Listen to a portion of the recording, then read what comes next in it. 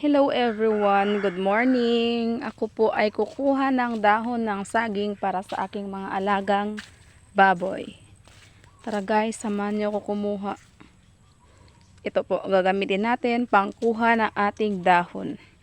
Syempre, yung kukunin natin guys is yung mga ganitong edad lang ng ating banana leaf. Okay. Balik.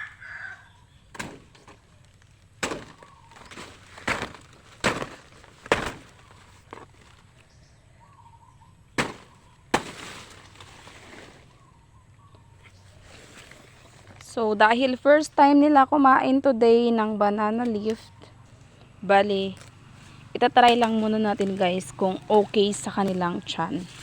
Kasi minsan kailangan nating sanayin yung tiyan ng ating mga alaga sa mga alternatibong pagkain. So, dahil wala na pong medyo bata-bata dito, so maghahanap tayo over there. Tara, kukuha pa tayo ng isa or dalawa. Kasi, susubukan lang muna natin silang pakainin. Ito. Ganito lang yung kukunin natin. Kasi, ito yung medyo malambot. Malambot pa. So, hindi pa siya ganun ka tanda. Ayan. Ganito lang guys. So, subukan ko lang 2 piraso. Okay.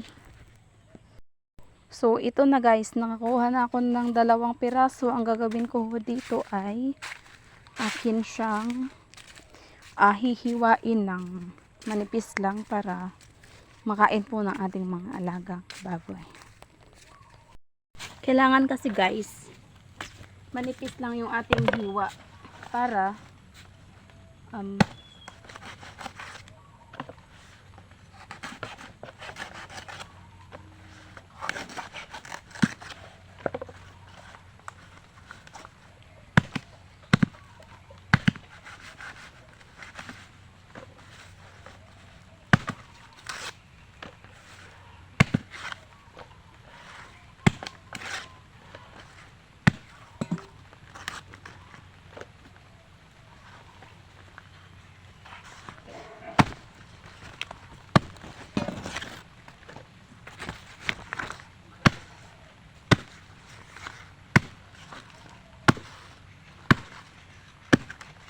okay.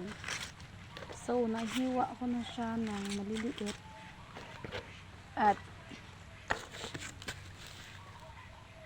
ito na. Ito na yung ating ipapakain. Bali, gagawin ko dito, syempre huhugasan ko muna siya para malinis. Kasi hindi natin basta-basta ipakain to sa mga ating alagang baboy. Para iwas sakit po. Kailangan malinis yung kinakain nila. So, huhugasan ko muna to siya and then bago natin, ipapakita ko sa inyo mamaya kung paano nila kakainin. Okay, let's try.